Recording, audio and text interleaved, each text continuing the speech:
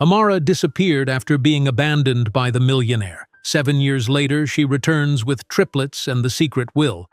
But before we dive into the full story, let me know where you're watching from and what time it is. Now subscribe to the channel and let's get started. The snowfall over Central Park created a pristine white canvas visible through the panoramic windows of the Hawthorne Tower penthouse. Amara Collins stood motionless, her trembling hand resting protectively over her stomach as she rehearsed the words in her mind one last time. The spectacular view of Manhattan stretched before her, but her thoughts were elsewhere, focused on the life growing inside her and the conversation she was about to have with Ethan Hawthorne. The elevator chimed, announcing his arrival.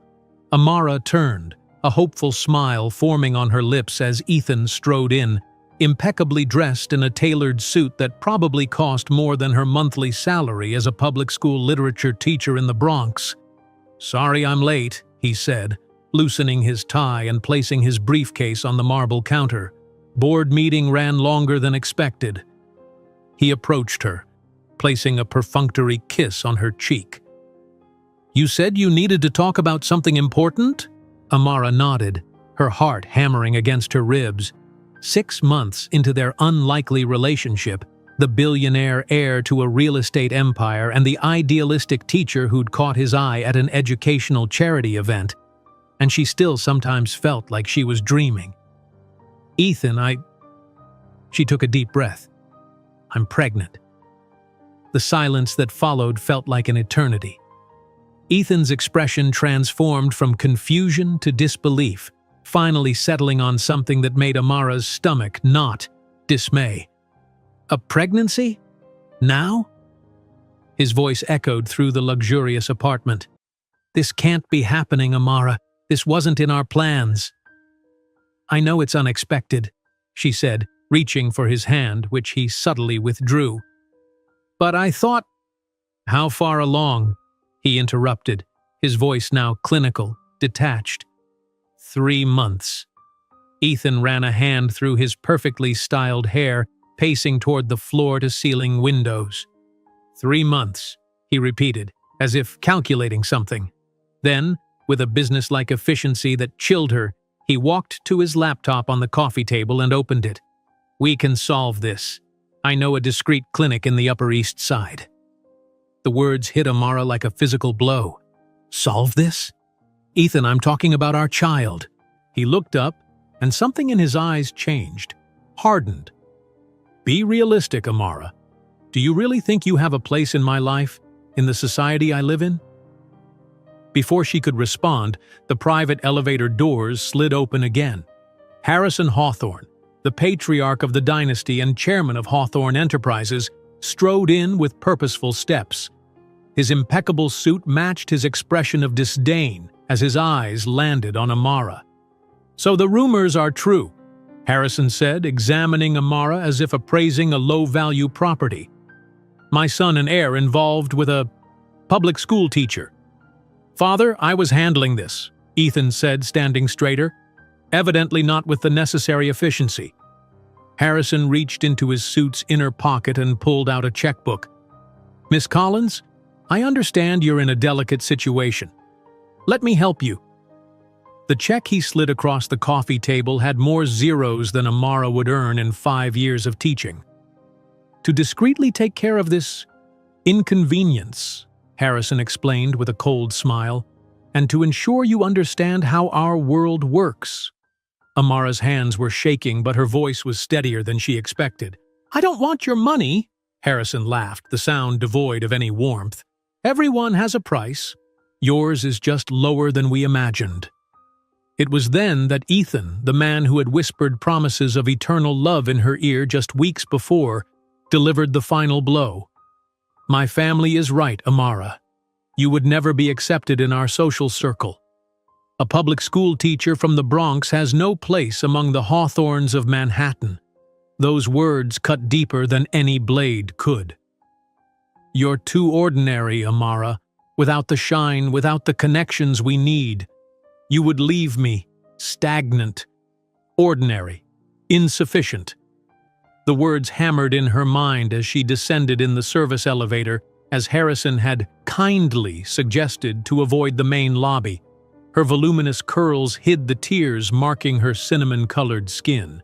The security guard at the service exit couldn't meet her eyes as he held the door open, clearly uncomfortable with the situation. Amara stepped out into the bitter cold, realizing she'd left her coat upstairs in her rush to escape the humiliation.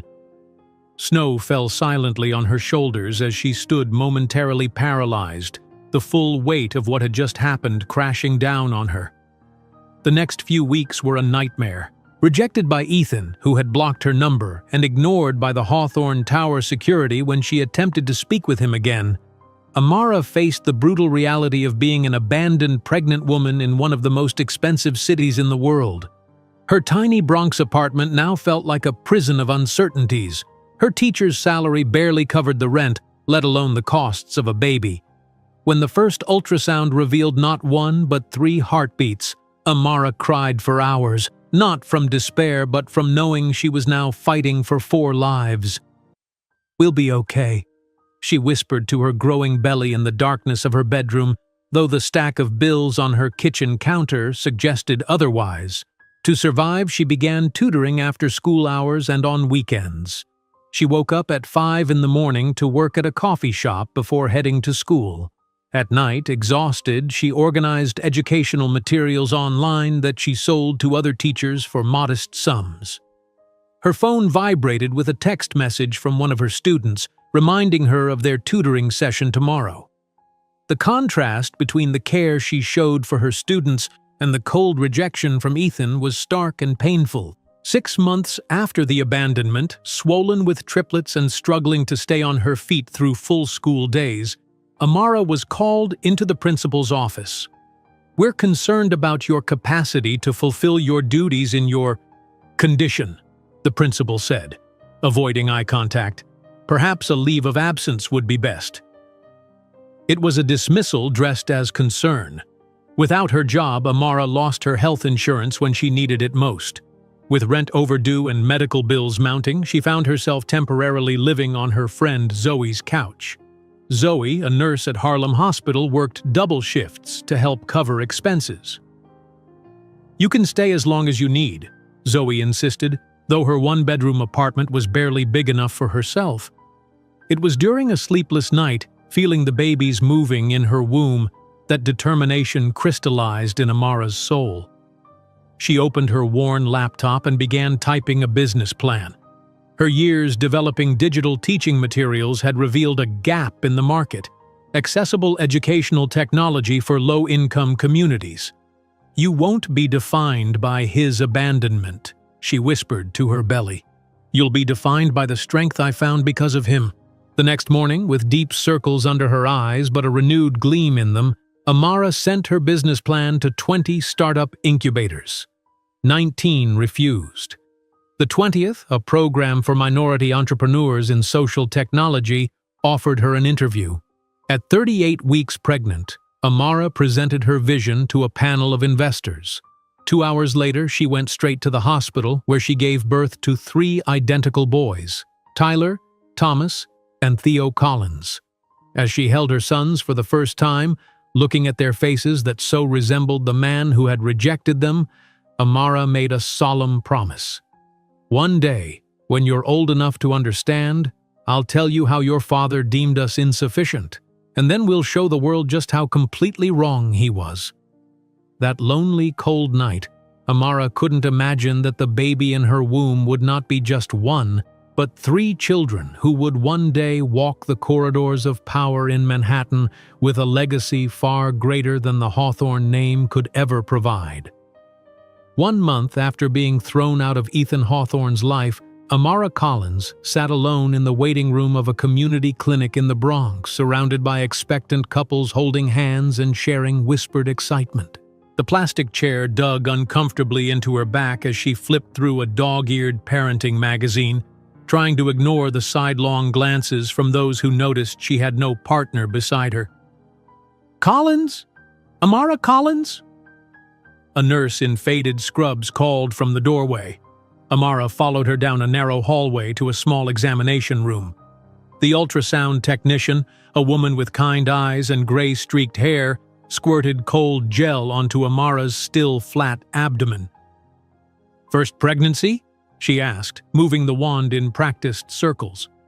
"Yes," Amara replied, fixing her eyes on the ceiling tiles, counting them to distract herself from the fear that had become her constant companion. The technician's movements suddenly slowed, her brow furrowing in concentration. She adjusted the wand, pressing slightly harder against Amara's skin. "Is something wrong?" Amara asked, her heart rate accelerating. "No, nothing's wrong," the technician said, her eyes still fixed on the screen. "But I'm seeing something interesting here." She turned the monitor toward Amara. "See these flickering points? I'm counting 3 distinct heartbeats." The world seemed to stop. 3? As in triplets? The technician nodded, pointing to 3 tiny pulsing lights on the grainy screen, identical from the looks of it. One egg that split 3 ways. Quite rare, actually. Amara's hand flew to her mouth, tears welling in her eyes. The technician mistook her reaction for joy, smiling warmly. "Congratulations! The doctor will want to discuss some special considerations for multiple pregnancies." In the clinic bathroom afterward, Amara locked herself in a stall and broke down completely. Not tears of sorrow, but of overwhelming fear. 1 baby had seemed impossible enough on her teacher's salary and with no support. But 3? How would she feed them, house them, provide the care they needed? "Triplets," she whispered, hands pressed against her abdomen. 3 little boys or girls who will depend entirely on me. That evening, Amara sat at her kitchen table with a calculator, running numbers that refused to add up to anything but financial disaster. Her teaching salary barely covered her rent and utilities. Her health insurance through the school had decent maternity coverage, but the deductible would still leave her thousands in debt. By midnight, she had formulated a plan. She would need to maximize her income before the pregnancy made working impossible. Setting her alarm for 4:30 in the morning, Amara applied online for an opening at a coffee shop 6 blocks from her apartment. The early morning shift would allow her to work before school started. At 4:30 the next morning, her alarm blared in the darkness.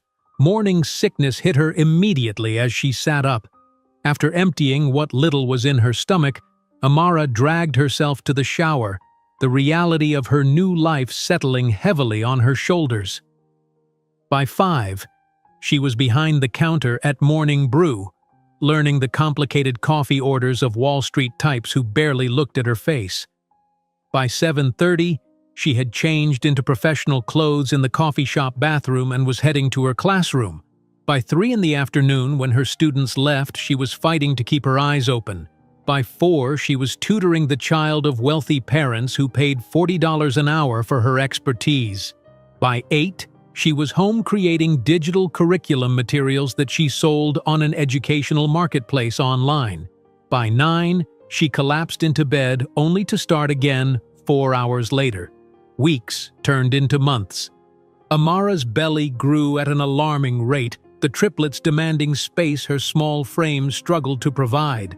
Dark circles became permanent fixtures under her eyes. Her principal began giving her concerned looks when she dozed off during staff meetings. "You're working too hard," Zoe told her one Sunday as they met for their weekly brunch. "This can't be good for the babies." "I don't have a choice," Amara replied, rubbing her swollen ankles. "I need the money before I can't work anymore." During her 4th month, a customer at the coffee shop spilled his latte on her apron when Amara's hand trembled from exhaustion. The man, in an expensive suit that reminded her painfully of Ethan, berated her loudly. "If you can't do a simple job right, you shouldn't be working here," he snapped, checking his watch ostentatiously. "I'm sorry, sir," she mumbled, wiping at the counter while fighting back tears. Later that day in the teacher's lounge, her colleague Maria found her crying silently over her lunch. "Amara, honey, what's wrong?" Maria asked, sliding into the chair beside her. "Nothing, just pregnancy hormones," Amara lied, quickly wiping her tears. Maria glanced at Amara's swollen belly, then at her exhausted face. "You're doing too much. Let us help you. We could organize a baby shower, set up a meal train for after they're born." Amara's pride made her initially refuse, but as the weeks progressed and her body strained under the weight of 3 growing babies, she finally accepted some help. Her fellow teachers organized a modest baby shower, gifting her with essential items for the triplets. The kindness nearly broke her. As her 6th month of pregnancy began, Amara was called into the principal's office. Dr. Patel, a woman who had initially been supportive, now wore an expression of corporate concern. "Amara, the district has expressed some concerns," she began, not meeting Amara's eyes. "About what?" Amara asked, though she already knew. "Your capacity to fulfill your teaching duties in your condition. Several parents have noted your fatigue in parent-teacher conferences, and there was an incident last week when you needed to sit down during the fire drill." "I just got dizzy for a moment," Amara protested. "The doctor says it's normal with triplets." Dr. Patel pushed a folder across the desk. "The district is offering a settlement, early maternity leave, but—" She hesitated. "They won't guarantee your position will be held." "That's illegal," Amara said, her voice rising. "Pregnancy discrimination. They're citing performance concerns unrelated to your pregnancy." "Dr. A." Patel interrupted, looking genuinely regretful. "I fought for you, Amara, but they've made their decision." That evening, Amara stared at the settlement papers on her kitchen table. The amount would cover perhaps 2 months of expenses. Without health insurance, the remainder of her prenatal care and the delivery would bankrupt her. The next day, she received notice of a rent increase. 3 days later, Amara sat on Zoe's worn couch, a suitcase of belongings beside her. "It's just temporary," she insisted as Zoe made up the couch with sheets and a blanket. "Just until I figure things out." "Stay as long as you need," Zoe said firmly. "That's what friends are for." That night, unable to sleep on the lumpy couch, her back aching from the weight of the triplets, Amara opened her laptop. A news alert caught her eye. A profile of Ethan Hawthorne in the business section, announcing his engagement to Caroline Sheffield, daughter of a banking dynasty. The photo showed them toasting with champagne at their engagement party, Caroline's hand resting possessively on Ethan's arm, a massive diamond glittering on her finger. Something snapped inside Amara, not jealousy, but a fierce determination. She opened a new document and began typing furiously. Her years developing digital learning materials had revealed a significant gap in the market: accessible educational technology for underserved communities. For hours, she outlined a business plan for an educational technology startup focused on bridging the digital divide in low-income schools. As dawn broke, Amara had created a comprehensive proposal that leveraged her teaching expertise and her self-taught programming skills. Over the next week, fighting exhaustion and discomfort, she submitted her plan to 20 startup incubators specializing in educational technology. The rejections came swiftly, 19 of them. The 20th, a program specifically for minority entrepreneurs in social technology, offered her an interview. At 38 weeks pregnant, looking like she might deliver at any moment, Amara waddled into the panel interview, her comprehensive business presentation prepared despite her physical discomfort. "Educational technology isn't just about fancy gadgets for privileged schools," she told the panel of investors, her voice gaining strength as she spoke. "It's about creating access for every child, regardless of zip code or family income." 2 hours later, as she left the building, the first contraction hit. Gripping the railing, Amara called Zoe with shaking hands. "It's time," she managed to say between controlled breaths. 18 hours of labor followed.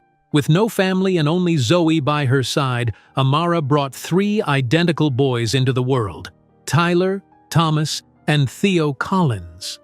When the nurse placed them in her arms, Amara was struck by how clearly they resembled their father, with his straight nose and determined chin. "You look just like him," she whispered to the sleeping infants, "but you'll be so much more than he ever could be." As she cradled her sons in that public hospital room, Amara made a solemn vow. "One day, when you're old enough to understand, I'll tell you how your father deemed us insufficient, and then we'll show the world just how completely wrong he was." While watching the photo of Ethan and his aristocratic fiancée toasting with champagne at their engagement party, Amara placed her hand over her belly where 3 future leaders were growing who would one day make the Hawthorns bow before the Collins name.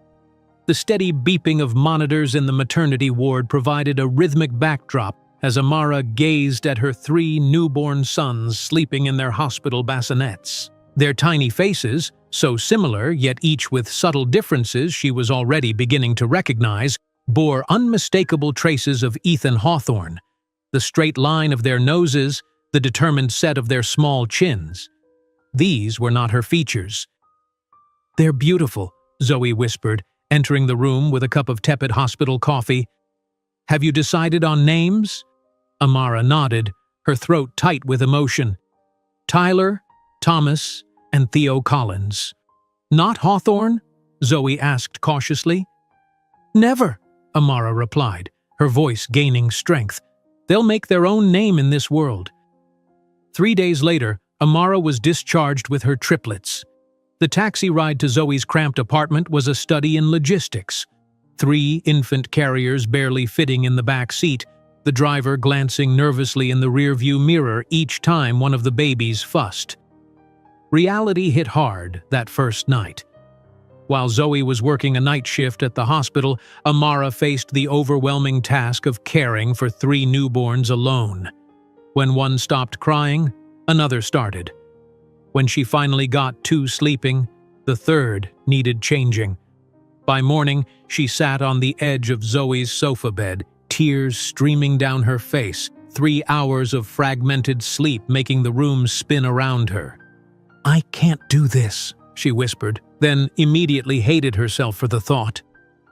The next weeks blurred together in a haze of sleeplessness, diaper changes, and feeding schedules. Amara's body ached from the C-section, her breasts painful from trying to nurse 3 hungry infants. The small living room of Zoe's apartment was transformed into a makeshift nursery, with borrowed bassinets and donated baby items crowding every available space. Each morning, Amara checked her email hoping for news from the incubator program while trying to keep her business plan alive despite her exhaustion. Most days, she could barely find time to shower, let alone refine her startup concept. Then, 6 weeks after giving birth, an email arrived that changed everything. "We're impressed with your vision for accessible educational technology," the message read. "The Minority Innovation Fund would like to offer you a spot in our summer cohort with initial seed funding of $20,000. Amara stared at the screen, reading the words repeatedly to ensure she wasn't hallucinating from sleep deprivation. $20,000 wouldn't build an empire, but it would rent a small apartment and provide enough runway to develop her prototype app. That afternoon, as the triplets napped in a rare moment of synchronized sleep, Amara made 2 crucial calls. The first was to accept the incubator offer. The second was to a tiny 1-bedroom apartment in Brooklyn that had just listed for rent, affordable only because it was a 5th-floor walk-up in a building with frequent heating issues. "It's not ideal with 3 babies," the landlord warned when she viewed the space the next day. Triplets strapped to her in an elaborate carrier configuration Zoe had helped her design. "We'll make it work," Amara replied firmly, signing the lease on the spot. Moving day came quickly. The apartment, though small, represented something precious: independence. Amara arranged 3 second-hand cribs in the bedroom while she would sleep on a pull-out couch in the living room that doubled as her office. At 3 months old, the boys developed a schedule of sorts. Amara learned to work during their naps, sometimes getting 2 or 3 uninterrupted hours to code and develop her educational app prototypes. Her dining table became her desk, covered with sketches of user interfaces and curriculum outlines. During one particularly productive night, with all 3 babies asleep after their 2 a.m. feeding, Amara had a breakthrough. The glow of her laptop illuminated her exhausted face as she connected concepts that had been floating in her mind for weeks. "That's it," she whispered, fingers flying across the keyboard. Personalized learning pathways that adapt to student performance in real time, accessible on even the most basic devices. By morning, she had coded a rough prototype.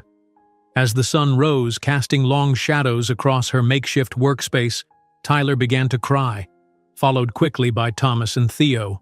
The workday was over before most people had begun theirs. Weeks turned into months. The triplets grew stronger, their personalities emerging. Tyler, the firstborn by 2 minutes, showed early signs of curiosity about how things worked, constantly reaching for Amara's laptop. Thomas, the middle triplet by 1 minute, observed everything with intense focus, his eyes tracking movements with unusual attention. Theo, the youngest, was already the most social, his cries transforming into beaming smiles whenever anyone made eye contact. The incubator program provided more than funding. It offered Amara mentorship, networking, and most crucially, validation. When she presented her prototype at the midpoint review, the response was enthusiastic. "This addresses a real gap in the market," one mentor commented. "Low-income schools can't afford the high-end tech solutions, but your approach makes quality educational software accessible on even outdated devices." As the boys reached their first birthday, Amara's prototype had evolved into a functional product being tested in 3 Bronx schools. She celebrated the milestone with a small cupcake for each boy, taking photos with her phone's camera while fighting back tears of pride. "We did it!"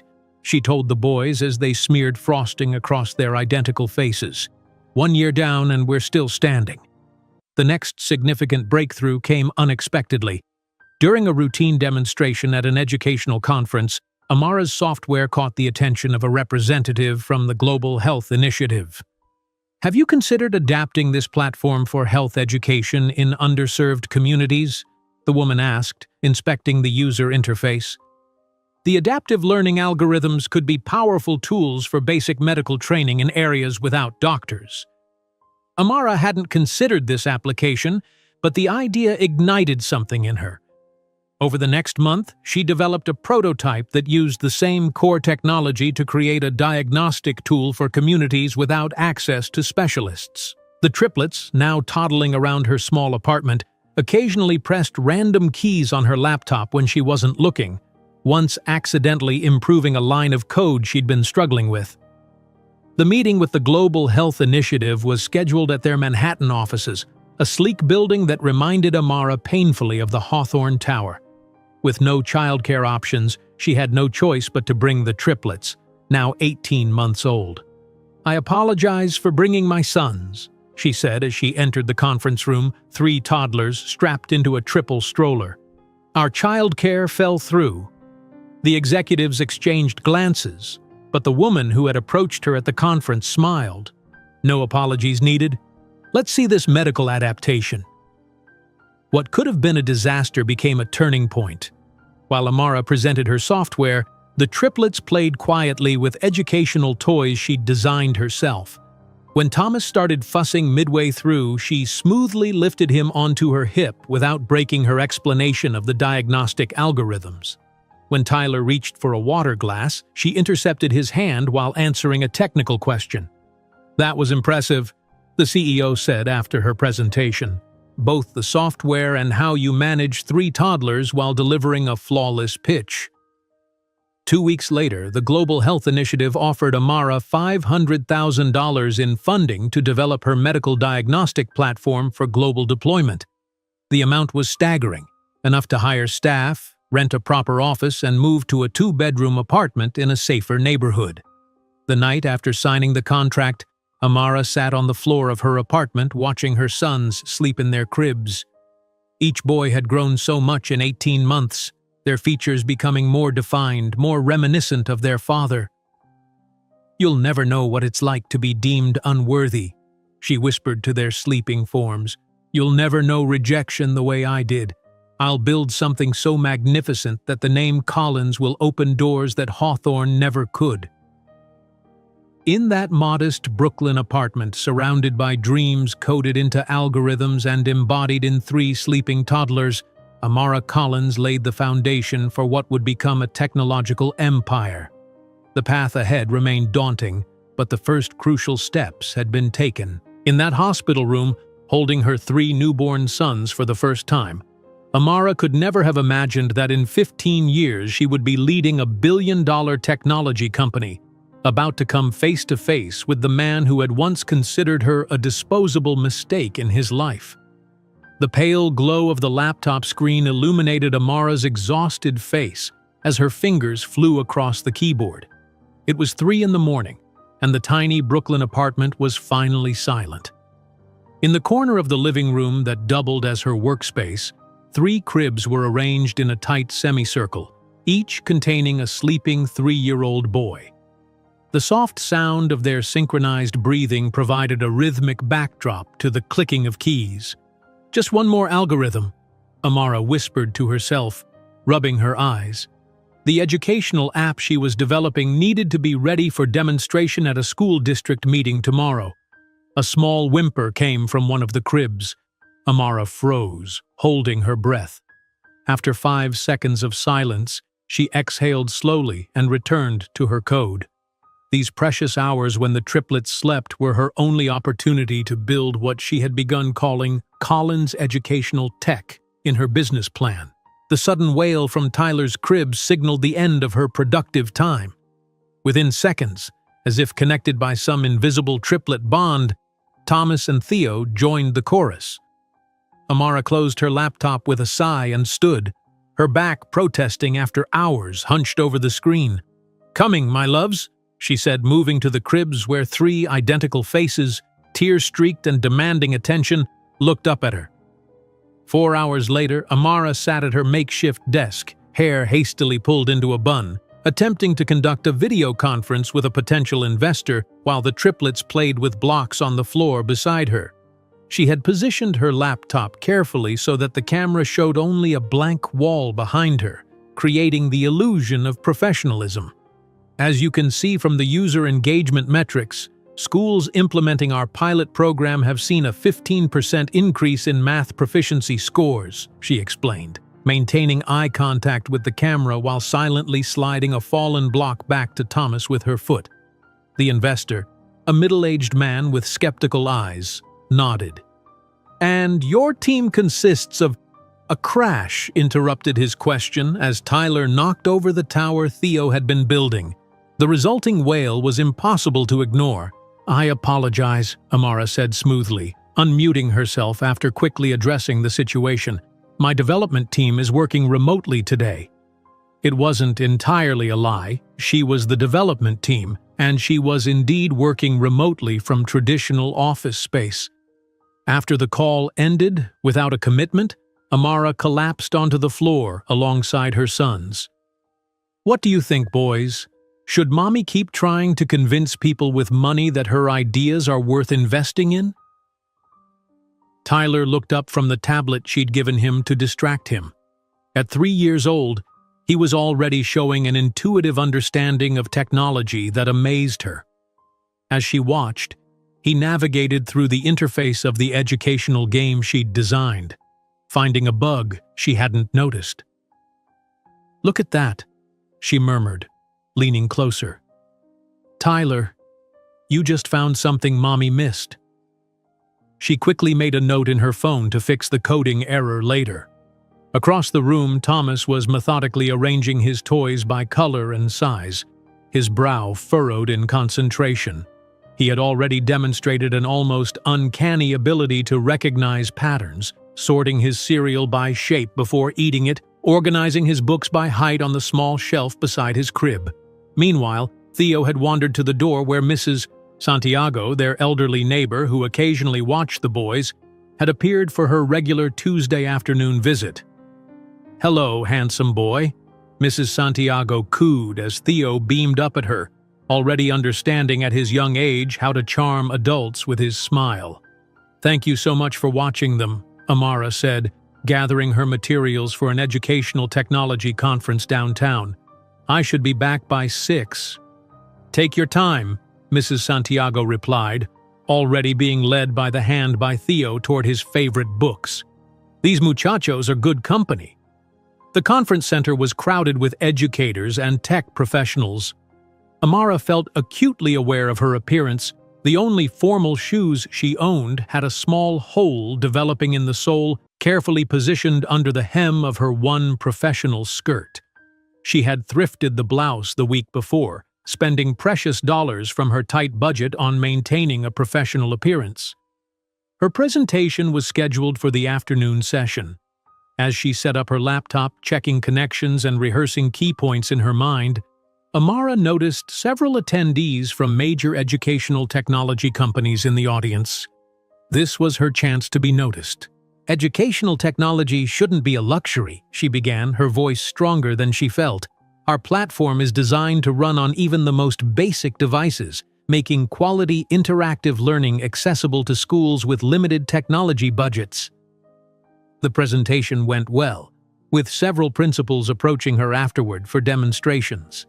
One woman in particular, wearing a badge that identified her as a representative from the Global Health Initiative, asked pointed questions about the adaptability of the software. "Have you considered applications beyond traditional education?" the woman asked. "Your diagnostic algorithms could have interesting applications in healthcare." Amara hadn't, but her mind immediately began racing with possibilities. They exchanged cards, and Amara returned home with a spark of hope that had been missing for months. That spark ignited into a flame the next morning when she checked her email. There, between promotional messages and bill reminders, was a message from the Global Health Initiative expressing interest in exploring adaptations of her software for medical applications. The weeks that followed were a whirlwind of meetings, late-night coding sessions, and the constant juggling act of single motherhood. Amara developed a prototype that adapted her educational diagnostic tools for basic medical triage in underserved communities. The decisive meeting with the Global Health Initiative took place at their Manhattan headquarters, a gleaming skyscraper that reminded Amara painfully of the Hawthorne Tower. With no available childcare, Mrs. Santiago was visiting family in Puerto Rico. Amara had no choice but to bring the triplets. "I apologize for bringing my children," she said as she entered the conference room, three three-year-olds in tow, each clutching a quiet toy she had prepared specifically for the occasion. The executives exchanged glances, but the woman who had approached her at the conference smiled. "No problem at all. Let's see what you've developed." What might have been a disaster became a triumph. While Amara presented her software adaptation, the triplets played quietly on the floor beside her. When Thomas began to fuss halfway through, she smoothly lifted him onto her hip without breaking her explanation of the diagnostic algorithms. When Tyler reached for a water glass on the table, she intercepted his hand while answering a technical question about implementation timelines. "That was remarkable," the CEO said after her presentation. "Both the software and how you managed to deliver a flawless pitch while handling 3 toddlers." 2 weeks later, Amara stared at her bank account in disbelief. The first installment of a $500,000 development grant had been deposited. The amount was transformative, enough to hire her first employee, rent a small office space, and move to a 2-bedroom apartment in a safer neighborhood. Vivian Chen, a brilliant recent graduate with a degree in educational technology, became the first official employee of Collins Educational Tech. Together, they transformed a modest office space in Brooklyn into the headquarters of what Amara was determined would become a technological force for good. The day they moved into the new apartment was a celebration. The triplets, now nearing their 4th birthdays, helped carry small boxes of their belongings, each boy proudly responsible for his own treasures. "This is our home?" Tyler asked, eyes wide as he explored the space that seemed enormous compared to their previous cramped quarters. "Yes, sweetheart. Each of you will have your own bed in a room you share," Amara explained, watching their faces light up at the concept of space. That evening, after settling the boys in their new room, Amara sat at her computer, a glass of inexpensive wine beside her. Almost without thinking, she typed Hawthorne Enterprises into the search bar. The results populated quickly, showing recent news about the company's latest developments. A smaller headline caught her eye. Hawthorne heir welcomes first child with banking heiress Caroline. The accompanying photo showed Ethan and Caroline leaving a Manhattan hospital, a small bundle cradled in Caroline's arms. Ethan's face was beaming with pride, the pride he had never shown for the three remarkable boys sleeping down the hall. As she closed the browser, Amara heard small footsteps approaching. All three boys appeared in the doorway of her room, matching expressions of curiosity on their faces. "Mommy," Theo asked, his voice small but clear, "why don't we have a daddy like Michael at preschool?" The question she had been dreading had finally arrived. Amara set aside her computer and opened her arms. The boys climbed onto her lap, fitting together like puzzle pieces. "Some families are different," she began carefully. "Some have a mommy and daddy, some have two mommies or two daddies, and some, like us, have just one parent who loves them very, very much." "But where is our daddy?" Thomas persisted, always the one to seek complete information. Amara chose her words carefully. He made a choice based on who he was at that time in his life, but that choice doesn't define who you are or what you can become. As she held her sons close, feeling their small hearts beating against hers, Amara had no way of knowing that in a decade, when the Collins innovation occupied a skyscraper in the heart of Manhattan, they would be face to face with the man who chose not to be part of their extraordinary lives. As Amara tucked her sons into bed, their innocent questions about their father lingered in her mind. 5 years had passed since that night, transforming both her circumstances and her spirit in ways she could never have imagined. "Collins Innovation, Amara speaking." Her voice resonated with confidence as she addressed the conference room filled with 50 employees. The modest Brooklyn office space they had acquired 2 years ago now occupied an entire floor, with sleek workstations and collaborative areas where developers and educational specialists worked side by side. Vivian, now Chief Operations Officer, slid a tablet across the table with the latest user metrics. "We've exceeded the projected adoption rate by 32%. The rural telemedicine platform is revolutionizing access in communities that previously had to travel hours for basic consultations." Amara nodded, studying the data that confirmed what she already knew.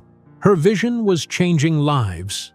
At 37, she carried herself with the assurance of someone who had built something substantial from nothing. Her wardrobe had evolved from thrift store finds to carefully selected professional attire that communicated success without ostentation. "The venture capital meeting is at 2, Vivian reminded her. "They're extremely interested in the diagnostic AI expansion." Later that afternoon, Amara stood before a panel of investors in Midtown Manhattan, her presentation materials reflecting years of refined business acumen.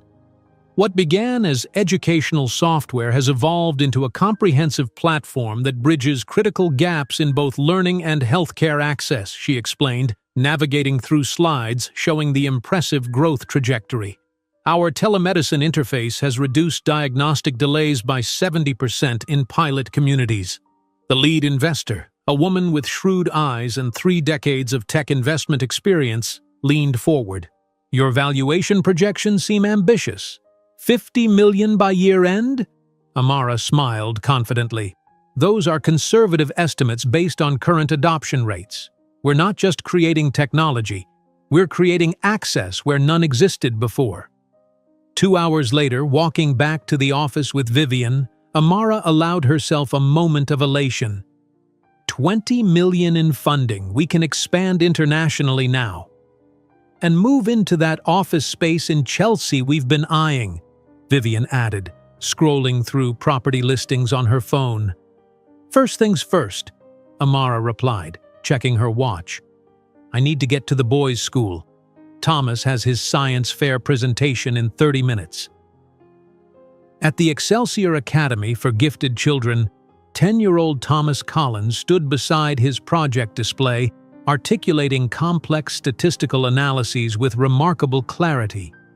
His data visualization comparing educational access across New York neighborhoods revealed patterns that even impressed the high school mathematics teacher serving as a judge. The correlation between zip code and educational resources demonstrates a systematic inequality that perpetuates socioeconomic divisions, Thomas explained, his mannerisms reflecting careful precision that belied his age. From the audience, Amara watched with pride, noting how much Thomas resembled his father in his analytical approach, though she had long ago stopped sharing such observations aloud. After Thomas was awarded first place, she navigated through congratulatory parents to embrace her son. "That was brilliant, sweetheart. Mom, did you see the judges' faces when I showed the predictive model?" Thomas's eyes lit up with the satisfaction of being understood. "I did. You might have just changed how they think about educational resource allocation." Outside the school, Tyler was engrossed in his tablet, fingers flying across the screen with practiced expertise. At 10, he had already developed a simple coding language designed to make programming more accessible to children. "Tyler, show Mom what you finished this morning," Thomas prompted as they walked toward the waiting car. Tyler looked up briefly. "It's an app that helps kids with ADHD organize their homework tasks into manageable segments," he explained, turning the screen toward Amara. "It adapts based on user interaction patterns." "That's incredible," Amara replied, marveling at the intuitive interface her son had created over a weekend. At home, a spacious apartment in a doorman building overlooking a quiet corner of Central Park, Theo was organizing a mock debate with classmates via video conference. His natural charisma and empathetic approach to arguments had made him a standout in the school's leadership program. "The climate initiative needs broader student involvement," he was saying as they entered. "What if we create committees focused on different aspects of sustainability?" Watching her sons, each demonstrating exceptional talents in distinct ways, Amara felt a profound sense of vindication. These were the children Ethan Hawthorne had deemed unworthy of his name, now flourishing beyond what most children of privilege achieved with every advantage. That evening, after a celebration dinner with the boys and Vivian, Amara sat at her desk reviewing the paperwork for the apartment she had just purchased outright, a significant upgrade from their current rental, with a bedroom for each boy and a home office for her late-night work sessions. Her phone buzzed with a news alert from the business journal she subscribed to. Hawthorne Enterprises faces criticism for aggressive development tactics in historic neighborhoods. The accompanying photo showed Ethan Hawthorne leaving a city council meeting, his expression tense. The article detailed how his company's approach to urban development was being condemned for displacing long-established communities to make way for luxury condominiums. For a moment, Amara allowed herself to feel a grim satisfaction. While she built technologies that expanded access and opportunity, Ethan created wealth by restricting it, a fitting contrast to their divergent values. The following week, Collins Innovation moved into its new headquarters in Chelsea, a modern space with open architecture and collaborative environments. As Amara addressed her growing team at the office warming party, she emphasized the company's founding principles. "Technology should be a bridge, not a barrier," she told the assembled employees. "Every advancement we create must serve the goal of expanding access to knowledge and healthcare for those traditionally left behind." The celebration was interrupted by Vivian approaching with an urgent expression. "Amara, we need to talk," she said quietly, guiding her to a private corner. "We've just received inquiries from 5 venture capital firms, major ones. They've heard about the telemedicine platform and want meetings." The subsequent weeks were a whirlwind of presentations and negotiations. Amara, now confident in boardrooms filled with wealthy investors who once would have intimidated her, articulated a vision that balanced profitability with social impact. "Collins Innovation isn't just another tech company," she explained to a panel of partners from a prestigious Silicon Valley fund. We're creating technologies that democratize access to essential services. And yes, we're proving that social good and profitability aren't mutually exclusive. On the day the funding round closed, $20 million at a valuation that officially made Collins Innovation worth $50 million, Amara hosted a small dinner at her apartment. Zoe, now a nursing director at Harlem Hospital, joined them, along with Vivian and the Triplets. To Collins Innovation, Zoe toasted, raising her glass, and to Amara, who showed us all what determination looks like. Later, after their guests had left and the boys were getting ready for bed, Thomas approached with the careful expression he wore when broaching difficult subjects. "Mom, why has our father never tried to know us?" he asked, his analytical mind always seeking complete information. Amara sat on the edge of his bed, choosing her words carefully. He made choices based on who he was at that time in his life, someone who couldn't see the value in what we would become. "Do you think he regrets it now?" Tyler asked from across the room, looking up from his tablet. "I don't know," Amara answered honestly. "But his choices gave us the freedom to become exactly who we were meant to be." After the boys were asleep, Amara found Tyler's tablet open to a search page with Ethan Hawthorne typed in the query field. Her son's curiosity was natural, but seeing the name displayed so starkly reminded her how the past was never truly behind them. Sitting in the quiet of her living room, watching the lights of the city through the window, Amara reflected on the remarkable journey from abandoned pregnant teacher to CEO of a rising technology company. The road ahead still held challenges, but the foundation was solid. As she checked her email one last time before bed, she found a message from her real estate agent confirming the closing date for their new home, a spacious Upper West Side apartment just blocks from where Ethan had once declared her unworthy of his world.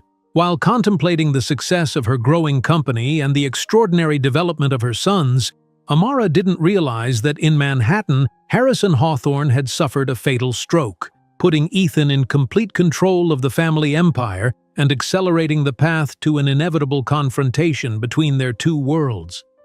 The Manhattan skyline glittered through the floor-to-ceiling windows of Amara's office, a vista that once symbolized a world that had rejected her. Now, 5 years later, that same skyline included buildings where Collins Innovation Technology improved lives daily. The company had transformed from a promising startup into a billion-dollar enterprise whose platforms served millions globally. "Ms. Collins, the architects are waiting in the main conference room," her assistant announced through the intercom. Amara gathered her tablet and made her way through the expansive office floor, nodding to employees who worked with focused energy. 50 staff members had grown to over 300 in the 5 years since securing their first major funding round. In the conference room, 3 architects stood beside a large model of what would become the Collins Innovation Tower, a 40-story sustainable skyscraper that would serve as their global headquarters. "We've incorporated the living walls throughout the atrium," the lead architect explained, pointing to the miniature green spaces integrated into the design. "And the solar skin will generate 30% of the building's energy needs." Amara studied the model carefully. "The Community Learning Center on the ground floor needs to be more accessible from the subway entrance," she noted, pointing to the southeastern corner. "And I want to ensure the childcare facility has natural light throughout the day." The architect nodded, making notes. "Of course. And regarding height, we've designed it to be 22 feet taller than the Hawthorne Tower, as requested." Amara allowed herself a small smile. "It's not about competition, it's about visibility.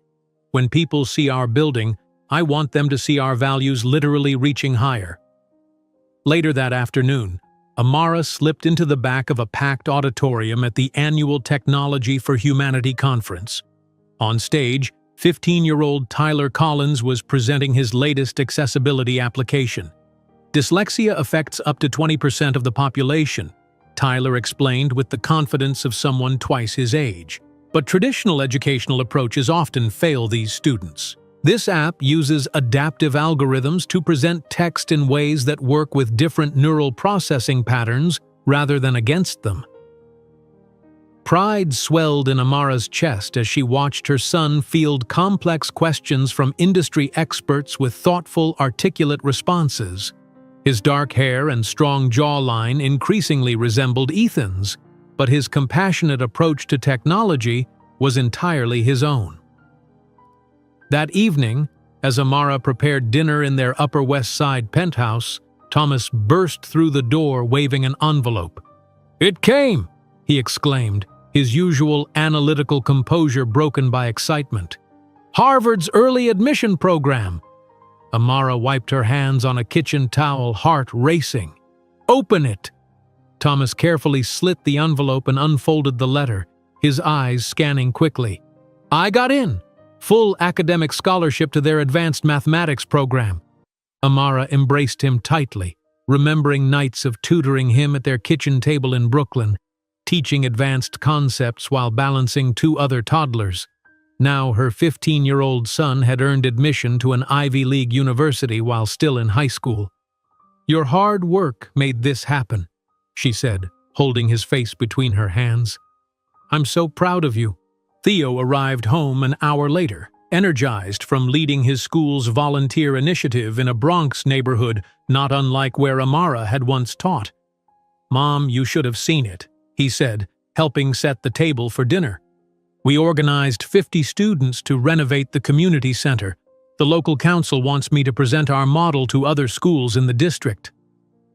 As they gathered for dinner, Amara looked at her 3 remarkable sons, identical in appearance but distinct in their brilliance. Tyler, the technological innovator, Thomas, the analytical genius, and Theo, the charismatic leader. Each exceptional in his own way, all carrying the confidence she had fought to instill despite their father's rejection. "Fortune magazine called today," she mentioned as they ate. "They want to feature us in next month's issue. The Collins Legacy, building a billion-dollar enterprise with purpose." "Will they ask about our father?" Thomas inquired directly, always cutting to the heart of matters. Amara set down her fork. "They might. I've always been vague about your paternity in interviews, focusing on our journey together. But you're old enough now to decide how much you want shared." The boys exchanged glances, having developed their own silent communication system over the years. "We're not ashamed of being raised by a single mother," Theo stated firmly. "It's part of what makes our story powerful." The following week, the Collins family gathered in their living room for the professional photo shoot. Dressed in coordinated but not identical suits, the triplets flanked their mother, whose emerald dress complemented her confident posture. The photographer captured images that would later be described as dynasty in the making. 4 individuals whose resemblance spoke of family but whose expressions revealed distinct personalities. "Perfect," the Forbes journalist said, reviewing the photos. "These will accompany our cover story on how Collins innovation is reshaping both education and healthcare technology. We're calling it The Revolutionary of EdTech, How a Former Teacher Built a Billion-Dollar Empire." That evening, as Amara reviewed quarterly projections in her home office, the television in the background caught her attention with a breaking news alert. Harrison Hawthorne, patriarch of the Hawthorne real estate empire, has died at age 78 following complications from a stroke, the anchor announced. His son, Ethan Hawthorne, is expected to assume full control of the company, which has faced criticism for its aggressive development practices in historic neighborhoods. The camera cut to footage of Ethan and Caroline leaving the hospital, their 10-year-old son Julian between them. Ethan looked older than his 45 years. The pressure of his father's expectations etched into the lines around his eyes. Amara felt no satisfaction at Harrison's death. The man who had once offered her a check to disappear had become irrelevant to her life long ago. But seeing Ethan, now fully empowered to lead the family business, stirred complicated emotions. From across the room, Thomas observed the news with unusual intensity. "He looks like us," he said quietly. Amara turned to find all 3 boys watching the television. The resemblance between the triplets and the man on screen was undeniable. The same straight nose, strong jawline, and penetrating gaze. "Is that him?" Tyler asked directly. "Our biological father?" Amara nodded, seeing no reason to hide what was visually obvious. "Yes, that's Ethan Hawthorne." Theo stepped closer to the screen. "Does he know about us? That we exist?" "He knew I was pregnant," Amara answered carefully, "but he made his choice very clear at the time." The following day, Amara met with her board of directors to discuss the company's expansion and potential public offering.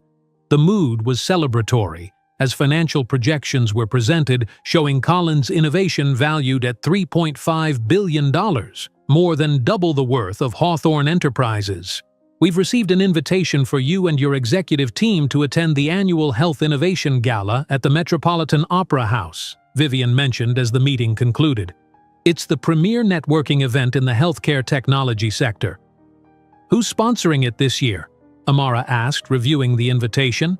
"Several major players: Gates Foundation, Mount Sinai Hospital Network, and—" Vivian hesitated. "Hawthorne Enterprises is among the sponsors. They've been diversifying into healthcare real estate." Amara was silent for a moment, weighing the implications. Attending meant potentially encountering Ethan for the first time in 16 years. Not attending meant showing fear. "RSVP, yes," she decided firmly, "and include the boys. It's time they were introduced to the industry as the future of Collins Innovation." Plus, that weekend, Amara took the triplets to be fitted for custom tuxedos, watching as they stood before the tailor's mirrors, joking about looking like corporate clones. "Will people be able to tell us apart?" Tyler asked, adjusting his bow tie. "They'll learn to," Amara replied, "just as they'll learn that the Collins name represents excellence, innovation, and integrity." Later that afternoon, her phone rang with a call from the Forbes editor. "Ms. Collins, we'd like to expand the photo spread to include images of you with your sons for the Future Dynasties section. Their story as the heirs to your technological empire is compelling." As Amara agreed to the additional photos, she felt a sense of completion, a circle finally closing. 16 years ago, she had been deemed unworthy of joining a dynasty. Now she had created one that would surpass it. While preparing for the gala that would gather New York's business elite, Amara had no idea that in a few days the carefully guarded secret about her son's paternity would publicly explode, forever altering the power balance between the Collins and Hawthorne empires. The invitation to the Health Innovation Gala lay open on Amara's desk, the embossed lettering catching the evening light that streamed through the windows of her corner office. Tomorrow night would mark her first potential encounter with Ethan Hawthorne in 16 years. The thought sent a flutter of anxiety through her stomach, not fear, but the uncomfortable recognition that some wounds, though scarred over, still retained sensitivity when pressed. She picked up the invitation, running her finger over the list of sponsors. Hawthorne Enterprises was listed third, right after the Gates Foundation and Mount Sinai Hospital Network. The company logo, a stylized H that once represented everything that had rejected her, now seemed oddly diminished compared to the Collins Innovation emblem that adorned the wall behind her desk. Amara turned to her computer to finalize her presentation for tomorrow morning's Gates Foundation conference. As the keynote speaker, she needed to articulate how educational technology could transform healthcare delivery in underserved communities. The words flowed easily, distilling years of innovation into compelling narratives of transformation. A soft knock interrupted her concentration. "Mom?" Tyler stood in the doorway, his tall frame silhouetted against the hallway light. At 15, he already stood 6 feet tall, his shoulders broadening into the man he was becoming. "Come in, sweetheart. I'm just finishing my speech for tomorrow." Tyler settled into the chair across from her desk, his expression thoughtful. "I've been researching Hawthorne Enterprises," he said without preamble. Amara's fingers stilled on the keyboard. "Have you?" Their technology infrastructure is outdated. They're still using legacy systems for property management that were cutting edge a decade ago. He hesitated. But that's not really why I was looking them up. I know, Amara said gently. Since seeing Ethan on the news, the boys had been quietly processing the visual confirmation of their paternity. It's natural to be curious about him. Will he be at the gala tomorrow? Probably. His company is a sponsor. Tyler nodded, digesting this information with the same methodical approach he applied to coding problems. If we meet him, what should we say? Amara closed her laptop, giving her son her full attention. Whatever feels right to you, or nothing at all. He forfeited any claim to your attention 16 years ago. After Tyler left, Amara moved to the living room window that overlooked Central Park. In the distance, the lights of the Hawthorne Tower punctuated the skyline, a building she once entered with hope and exited in humiliation.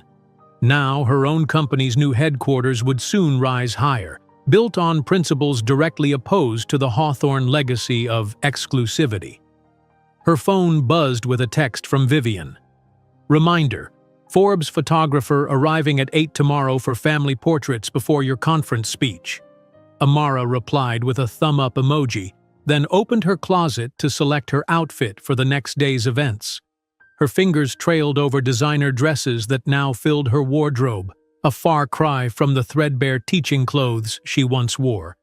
She selected an emerald green suit that complemented her complexion and projected the confidence she had earned through years of strategic determination. In another part of Manhattan, Ethan Hawthorne sat alone in his darkened office at the top of Hawthorne Tower, the only executive still working at 10 o'clock at night. His father's death 3 weeks ago had thrust him into complete control of the family empire, a position he had simultaneously craved and dreaded for decades. His assistant had left the guest list for tomorrow's Health Innovation Gala on his desk before departing.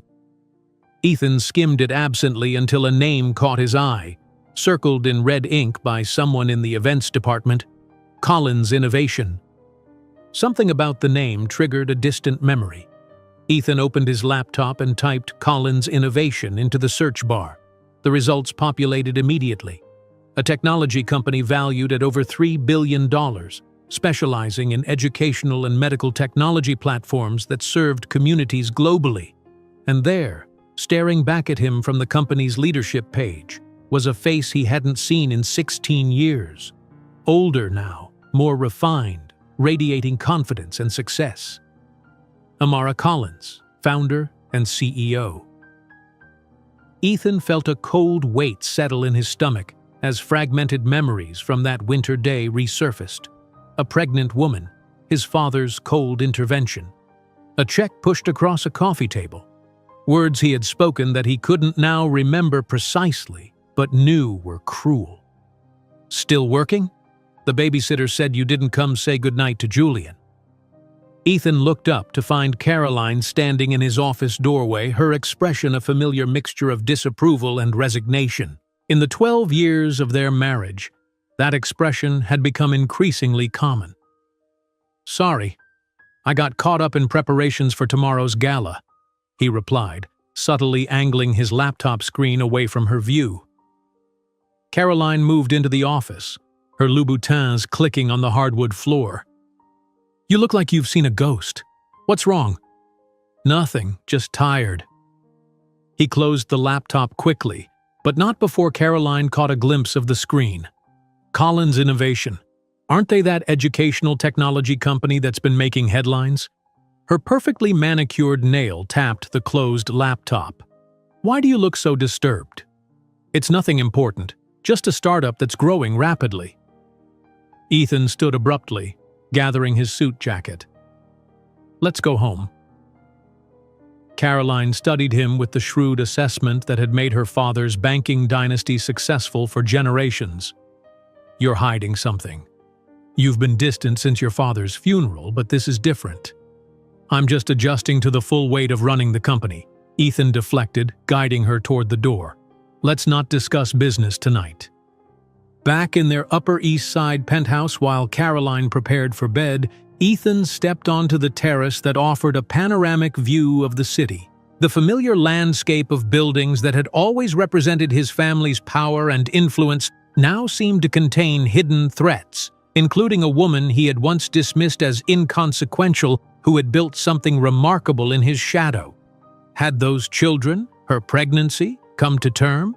Were there people walking the streets of Manhattan with his blood, his features, his DNA, whom he had never met?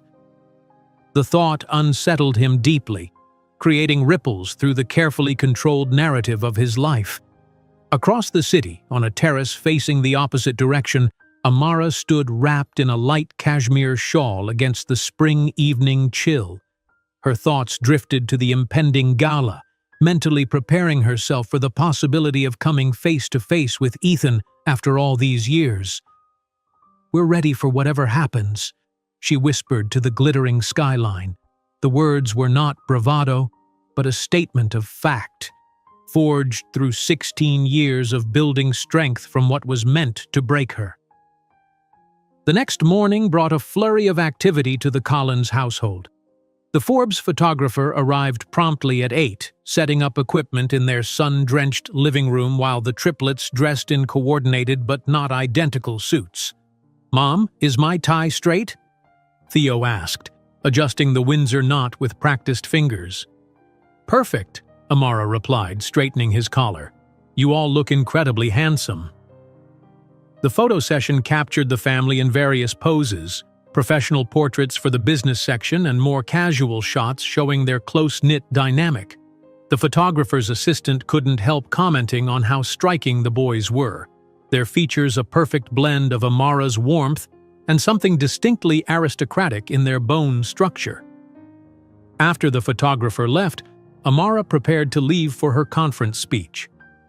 "I'll see you all back here at 5 to get ready for the gala," she reminded the boys as she gathered her presentation materials. "Mom," Thomas said, his expression serious. "If we see him tonight, our biological father, what should we call him?"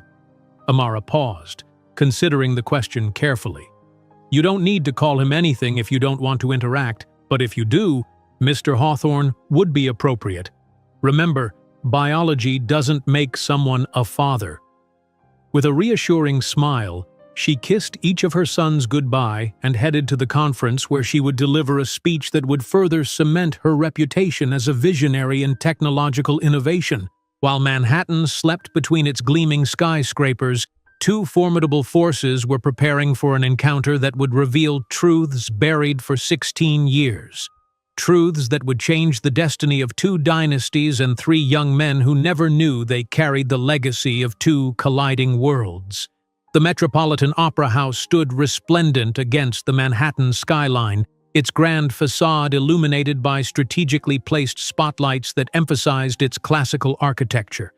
A steady stream of limousines and luxury vehicles discharged New York's elite onto the red carpet, where photographers jostled for position to capture the titans of industry, medicine, and technology arriving for the annual Health Innovation Gala. Inside, the grand hall glittered with crystal chandeliers reflecting light onto tables adorned with white orchid arrangements. Waitstaff in impeccable uniforms circulated with flutes of champagne as a string quartet played softly on a side stage, their music providing a genteel backdrop to the networking and social positioning that defined such gatherings. Ethan Hawthorne stood near the central bar, nursing a glass of 18-year-old scotch. At 45, the first strands of gray at his temples added what fortune had recently described as aristocratic authority to his appearance.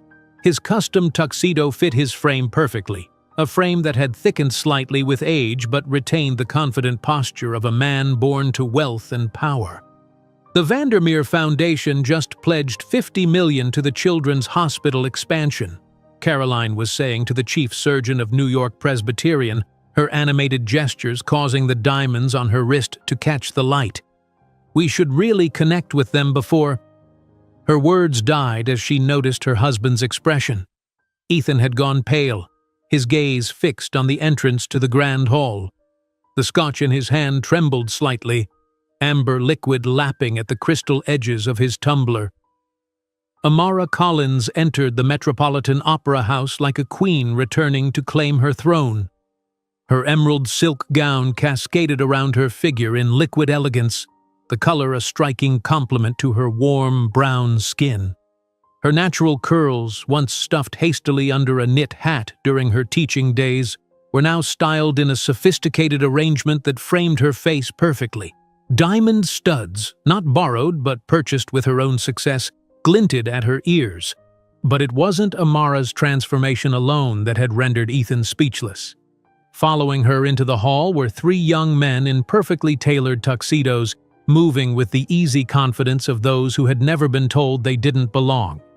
Three identical faces, faces that carried unmistakable echoes of Ethan's own features, from the straight nose to the determined set of their jaws. "Ethan, are you all right?" Caroline followed his gaze, her brow furrowing in confusion. The crowd parted briefly as Amara and her sons made their way into the hall, heads turning to observe the CEO of Collins Innovation and her famously brilliant triplets.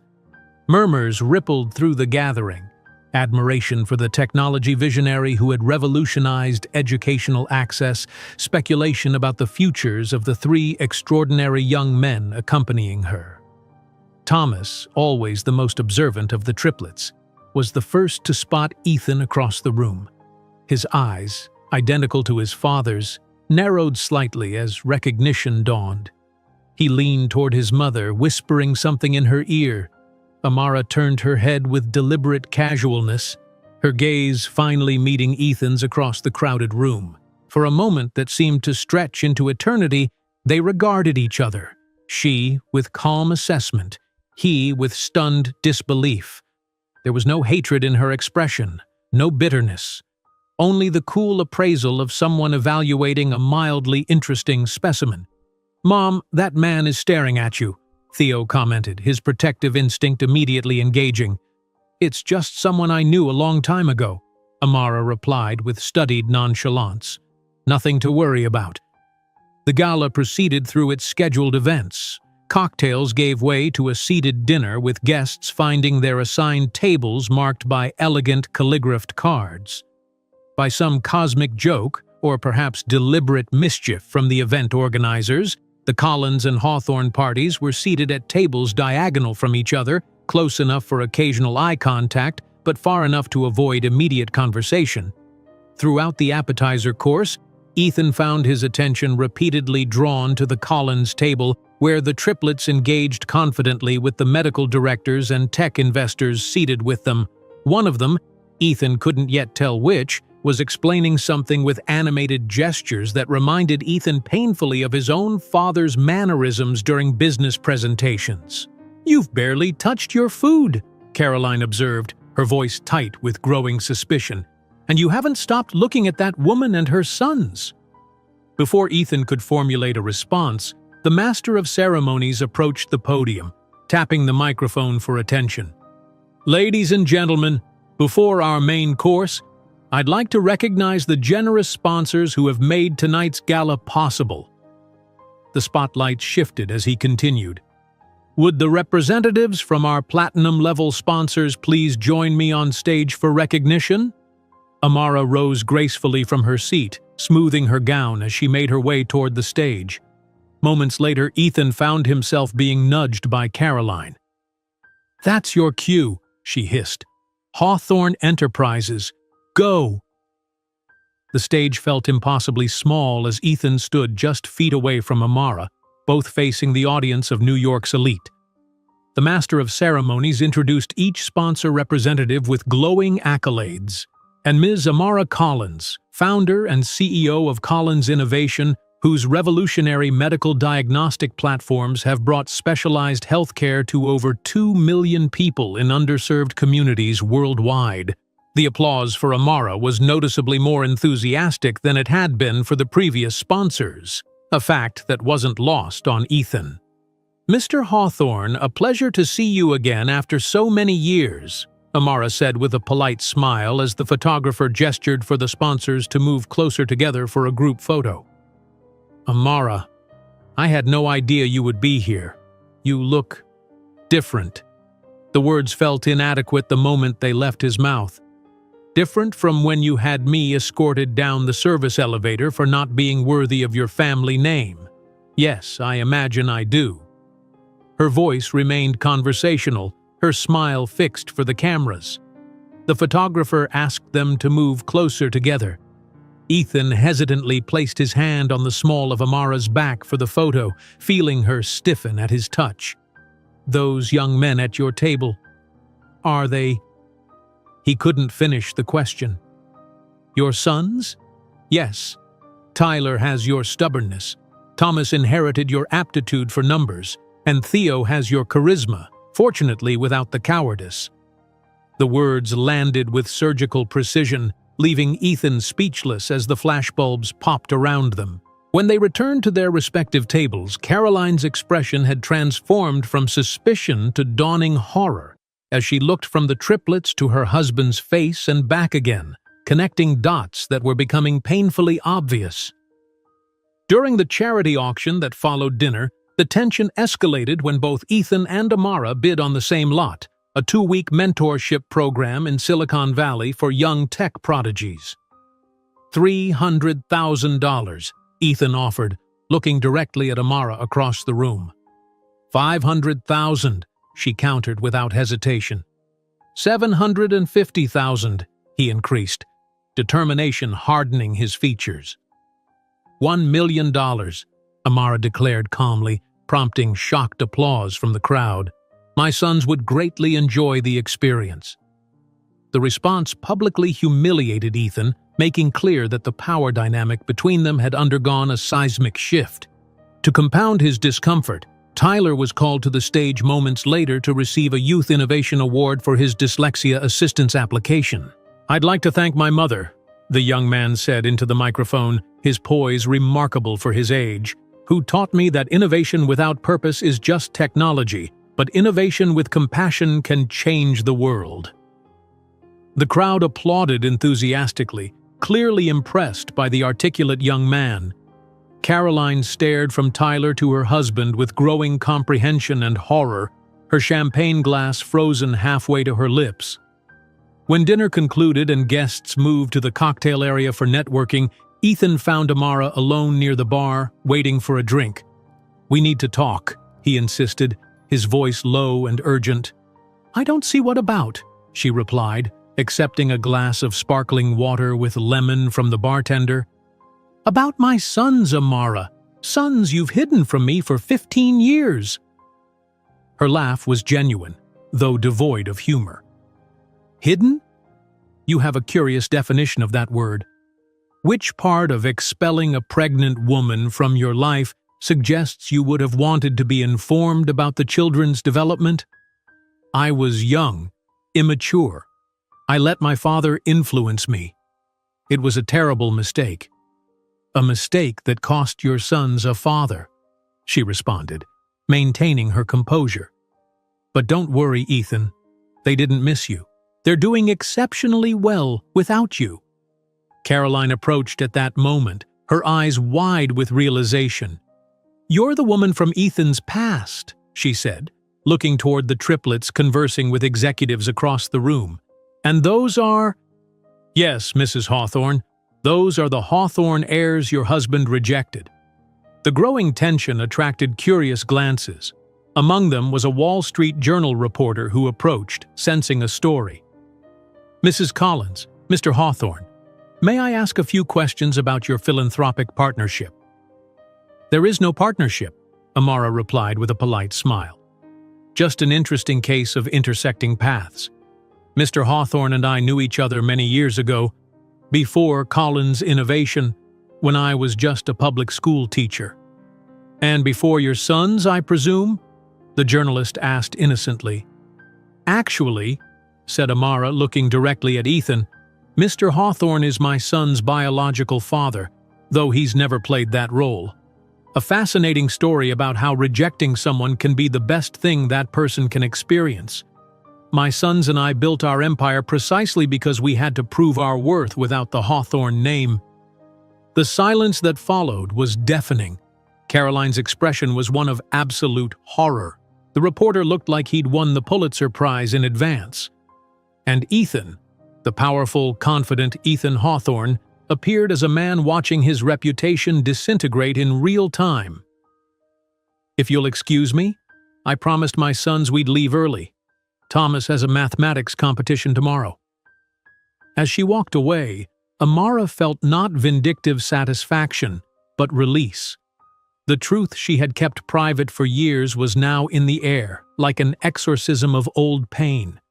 Across the room, the triplets observed the scene with varying expressions of curiosity and discomfort, beginning to realize that something significant had occurred, something that would forever change the narrative of their origins. While the reporter scribbled furiously in his notebook, the digital edition of tomorrow's Wall Street Journal was already taking shape in his mind. Collins Innovation CEO reveals, Hawthorne heir abandoned triplets over social inadequacy. A story that would explode like a hurricane through New York's business circles by morning. The digital edition of the Wall Street Journal went live at 5 in the morning, its headline instantly igniting notifications across thousands of devices throughout Manhattan's financial district. Collins Innovation CEO reveals, Hawthorne heir abandoned triplets over social inadequacy. By 6, the story had been picked up by 3 national news outlets. By 7, Amara's phone was vibrating constantly with calls from journalists, business associates, and board members. She silenced it, watching the early morning light filter through the blinds of her Upper West Side penthouse. The revelations of the previous night hung in the air like smoke after a controlled burn, acrid but cleansing. For 16 years, she had carried the weight of Ethan's rejection, transforming it into fuel rather than allowing it to become an anchor. Now that weight had been set down publicly, irrevocably. In the kitchen, she found the triplets already awake, huddled around Thomas's tablet, reading the Wall Street Journal article together. Their expressions were a study in contrasting reactions to the same information. Tyler's face set in pragmatic assessment, Thomas analyzing with clinical detachment, and Theo's eyes revealing emotional turbulence he was trying to control. "I guess we don't have to wonder anymore," Tyler said as Amara entered, looking up from the screen. She poured herself coffee, giving herself a moment to formulate her response. "I had planned to have this conversation differently," she acknowledged, sitting down at the kitchen island. "But now that it's public, I want you to hear everything directly from me." "Why didn't you ever tell us who he was specifically?" Tyler asked, the most practical of her sons getting straight to the point. Amara wrapped her hands around the warm mug. "Because his identity never defined who you are," she replied steadily. "And because he chose not to be part of our lives. I didn't want you measuring yourselves against a man who couldn't recognize your value." Thomas, always analytical, leaned forward. "The Hawthorne fortune is estimated at $1.8 billion. You could have demanded child support, shared custody, and tied our lives to someone who rejected us." Amara shook her head firmly. "We built something greater than he ever imagined possible. Something that's ours, not dependent on his name or his approval." "But legally," Thomas persisted, "we would have been entitled to money." "Yes," Amara interrupted gently. "But at what cost? Being connected forever to a family that saw us as an inconvenience? Having to navigate relationships with people who believed we weren't good enough? I wanted you to grow up knowing your worth wasn't determined by someone else's assessment." Theo, who had remained silent, finally spoke. "Did he—" His voice caught slightly, betraying the emotion behind his carefully controlled expression. "Did he ever try to find us? To know us?" The pain in her son's question nearly broke Amara's heart. Beneath the confident exterior of the charismatic young man sat the little boy who had once asked why other children had fathers when they didn't. "No, sweetheart," she answered honestly. "But that was his loss, not yours. Look at what you 3 have become. Brilliant, compassionate, driven.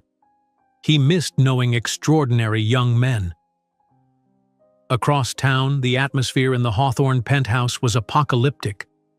Caroline had spent the night in the guest room, emerging only to inform Ethan that she had booked a flight to Paris and would be taking Julian with her until things are sorted. The boy, confused by the tension, had been shepherded to school by the family's driver while Caroline packed.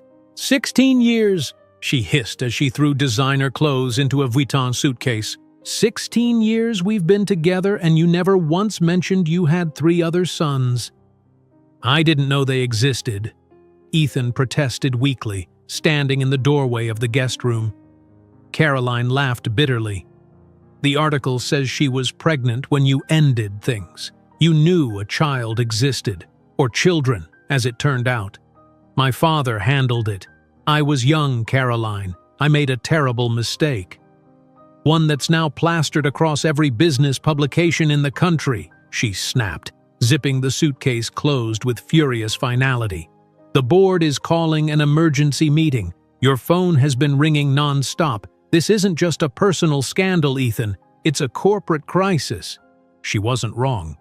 By midday, Ethan sat facing the Hawthorne Enterprises board of directors, men and women whose expressions ranged from disappointment to barely concealed fury. The stock has already dropped 4 points, the CFO reported grimly. We're projecting a 12 to 18% decline by market close if we don't get ahead of this. How could you have hidden something of this magnitude? Demanded Victoria Sheffield, Caroline's aunt and a long-standing board member. 3 heirs to the Hawthorne name raised in obscurity while you presented Julian as your only child. I didn't know they existed, Ethan repeated, the defense sounding hollow even to his own ears. You knew she was pregnant, Victoria countered sharply. The details in this article are damning, Ethan. Offering money to take care of the problem? Telling this woman she was too common for the Hawthorne name? In the current social climate, this is corporate suicide. The PR director slid a tablet across the table showing social media metrics. We're trending, and not in a good way. The contrast between your rejection of Ms. Collins and her subsequent success building a company now worth more than Hawthorne Enterprises is problematic. Ethan stared at the tablet, where side-by-side photos showed Amara in her teaching days next to a recent cover of Business Insider featuring her as the future of ethical tech. The transformation was startling, from the exhausted young teacher in modest clothing to the confident CEO in designer attire. But it was the image below that truly captured his attention. The 3 young men who were unmistakably his sons, standing proudly beside their mother. We need a strategy, the PR director continued. Perhaps a statement acknowledging past mistakes, emphasizing your desire to connect with your sons now. They're not just a PR problem to be managed, Ethan said suddenly, surprising himself with the force of his words. They're my children. The boardroom fell silent, all eyes on him. Children you showed no interest in for 16 years, Victoria reminded him coldly. Children whose mother built a technology empire that now rivals our company in valuation. Children who have no reason whatsoever to welcome you into their lives. After the meeting, Ethan returned to his office, closing the door on his assistant's attempts to relay urgent messages. He stood at the window, looking out at the Manhattan skyline that had always represented his birthright. Somewhere in that vista of buildings were 3 young men with his eyes, his jawline, his DNA, strangers who carried his blood but owed him nothing. The revelation had shattered the carefully constructed narrative of his life. What kind of man abandoned his children and forgot about them? What kind of man allowed his father to dismiss a pregnant woman as an inconvenience? The answer was uncomfortably clear. The kind of man he had been. 3 days after the gala, driven by an impulse he couldn't fully articulate, Ethan found himself standing in the sleek reception area of the Collins Innovation headquarters. Mr. Hawthorne, the receptionist recognized him immediately, her professional smile cooling several degrees. Ms. Collins is not available. Tell her it's about the boys. Please. 20 minutes of uncomfortable waiting later, he was escorted to the top floor, where Amara's office occupied the corner position with commanding views of Central Park, ironically superior to his own corporate suite. The space reflected its occupant, elegant but functional, impressive without ostentation, every element purposeful. Amara rose from behind her desk as he entered, her posture straight, her expression composed. The emerald dress she wore was clearly designer, her jewelry tasteful but expensive. Nothing about her resembled the young teacher he had dismissed as common. 15 minutes, Ethan. That's all I can offer. As the elevator doors closed behind Ethan, taking him to the executive floor where Amara waited, neither of them could anticipate that this confrontation would be merely the prelude to a deeper transformation, one that would test the true meaning of legacy, redemption, and the real price of success. Amara's office exuded the quiet confidence of someone who had nothing left to prove. As Ethan sat across from her, the power dynamic between them had completely reversed from their last encounter 16 years ago. The sleek glass desk, the awards discreetly displayed on the bookshelf behind her, the panoramic view of Central Park that outshone even his own executive suite. Everything silently testified to her triumph. "I want to meet them, Amara. They're my sons," Ethan said, his voice lacking the authoritative edge that had once characterized his every utterance. "Biologically, yes," Amara replied evenly. "But paternity is more than DNA, Ethan. It's breakfast conversations and fever nights. It's science projects and heartbreaks and teaching them to tie their shoes, all the moments you chose to miss." Ethan leaned forward, desperation seeping into his expression. "I can change that. I can compensate them. Compensate all of you. Hawthorne Enterprises could merge with Collins Innovation. We could create the largest conglomerate in New York." A small smile played at the corners of Amara's lips, genuine amusement lighting her eyes. "You still don't understand, do you? We don't need you, Ethan. Collins Innovation is valued at $3.7 billion. We surpassed Hawthorne 2 years ago." The revelation hit Ethan visibly, his posture deflating slightly as the full reality of what Amara had built without him sank in. "Even so," he persisted, "they deserve to know their heritage, their legacy." "They know their heritage," Amara countered. "It's Collins Innovation. It's every life we save with our medical technology. It's every child in underserved communities who receives education through our programs. The legacy they carry is one of creating access, not restricting it." After a moment of consideration, Amara pressed her intercom. "Vivian, please ask the boys to join us in the rooftop garden in 10 minutes. She turned back to Ethan. "I won't make this decision for them. They're old enough to choose whether they want to meet you." The rooftop garden of Collins Innovation Headquarters offered a green sanctuary 15 stories above Manhattan. Carefully cultivated plants surrounded comfortable seating areas, creating a peaceful environment for employees to recharge or collaborate. Now it served as neutral ground for a long overdue introduction. The triplets arrived together, their identical faces bearing varying expressions of curiosity, caution, and in Theo's case, barely concealed emotional turbulence.